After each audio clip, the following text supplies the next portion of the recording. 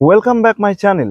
আজকে video topic হলো এই সোশ্যাল মিডিয়ায় আমরা কিভাবে নিজেদের পাওয়ার বিস্তার করব। এই টপিকটি যেটা আলোচনা করব সেইটা শর্ট ভিডিও, লং ভিডিও উভয় ভিডিওর ক্ষেত্রে অ্যাপ্লাই করতে পারেন।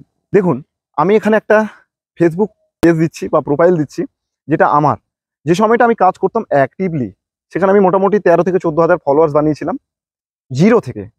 ঠিক আছে, সেই অভিজ্ঞতা থেকে আমি আপনাকে বলছি, প্লাস শুধু ফেসবুক নয়, ইউটিউবেও কিভাবে আপনি কাজ করবেন সেটাও আমি বলছি। দেখুন, আমরা যখন ইউটিউব বা ফেসবুকে কাজ করব, তখন আমাদেরকে একটা নির্দিষ্ট টাইম আমাদেরকে শিডিউল করে নিতে হবে, এবং কাজ আমরা কিভাবে করব সেটাও আমাদেরকে শিডিউল করে নিতে হবে।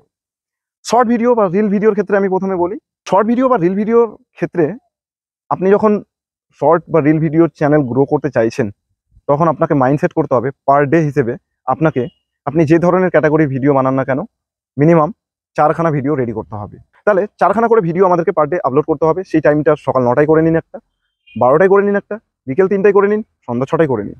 যেটা আপনাদের পছন্দ হবে সেইভাবে আপনারা টাইমটাকে শিডিউল করে নেবেন।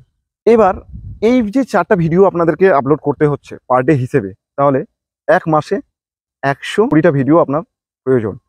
তাহলে সেই পরিমাণ আপনাকে পরিশ্রমটা করতে হবে যে আমাকে 120টা ভিডিও হয় প্রথমে রেডি করে নামতে হবে, অথবা আমাকে সেই প্রিপারেশনটা নিয়ে নামতে হবে যে আজকে আমি 4টা ভিডিও কমপ্লিট করেছি, কালকের জন্য কালকে আবার 4টা ভিডিও কমপ্লিট করবো তার পরের দিনের জন্য।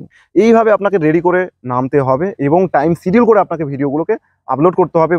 তাহলে বন্ধুরা দেখবেন অবশ্যই অবশ্যই আপনার ফলোয়ার্স, আপনার ভিউয়ার্স সবই বাড়ছে। কারণ এই প্রসেসকে, এই ফর্মুলাকে কাজে লাগিয়ে আমি একটা ফেসবুকের পেজের ফলোয়ার্স বাড়িয়েছি 0 থেকে 13,000 পর্যন্ত, এবং মাঝপথে আমার কিছু প্রবলেমের জন্য সেটাতে কাজ করিনি, প্রোফাইলটাও হ্যাক হয়ে গেছে, ছেড়ে দিয়েছি।